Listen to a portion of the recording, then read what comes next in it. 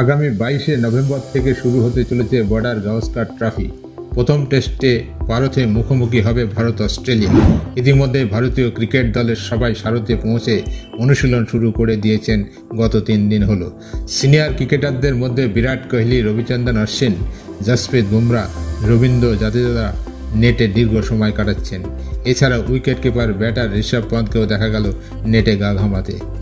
এর মধ্যেই নবাগত হর্ষিত রানাকে নেটে দেখে দরাজ সার্টিফিকেট দিলেন কিং কোহলি। ভারতীয় দলের হেড কোচ গৌতম গম্ভীর ও সহকারী কোচ অভিষেক নায়ারের তত্ত্বাবধানে অনুশীলন সারলেন ভারতের তারকা ব্যাটাররা। অন্যদিকে বোলিং কোচ মর্নিং মার্কেলের করা নজরদারিতে বুমরা, সিরাজ, আকাশ দেবদের সঙ্গে হর্ষিত প্রসিদ্ধকে বল করতে দেখা গেল নাগারে। সেখানেই হর্ষিদের বল খেলতে গিয়ে বেশ কয়েকবার একটু সমস্যায় মনে হলো বিরাটকে।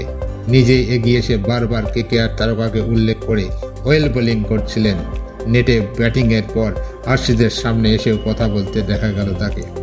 ভারতের সিরিজের প্রথম ম্যাচ চলবে আগামী 26শে নভেম্বর পর্যন্ত। সিরিজের দ্বিতীয় টেস্টটি হবে অ্যাডিলেড ওভালে। দিন রাতের এই ম্যাচটি শুরু হবে আগামী 6 ডিসেম্বর থেকে 10 ডিসেম্বর পর্যন্ত। গাব্বায় তৃতীয় টেস্টটি হবে 14 থেকে 18 ডিসেম্বর। মেলবোর্নে সিরিজের চতুর্থ ম্যাচটি হবে 26 থেকে 30 ডিসেম্বর পর্যন্ত। সিডনিতে সিরিজের শেষ টেস্ট ম্যাচটি হবে আগামী 3 থেকে 7 জানুয়ারি পর্যন্ত। ভারতীয় ক্রিকেট কন্ট্রোল বোর্ডের সোশ্যাল মিডিয়ায় দেখা গিয়েছিল বিরাটদের অনুশীলনের ভিডিও ক্লিপ। এর আগে বিসিসিআইয়ের শেয়ার করা ছবিতে বিরাট কোহলিকে ফুটবল পায়ে দেখা গেল। এটা অবশ্য নতুন কিছু নয়। গা গরম করতে টিম ইন্ডিয়ার তারকারা ফুটবল খেলেই থাকেন। ভারতীয় দলের এই অনুশীলন সেশন ঘিরেই যত রাগঢাক গুটগুট।